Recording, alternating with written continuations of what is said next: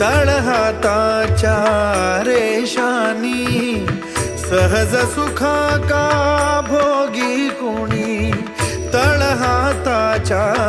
रेषानी सहज सुखा का भोगी कुणी स्वयं प्रकाशी तू तारा चैतन्याचा गाभारा भर पंखातून स्वप्न उद्याचे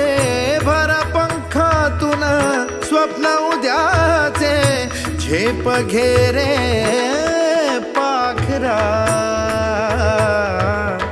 उजळून घे सादगा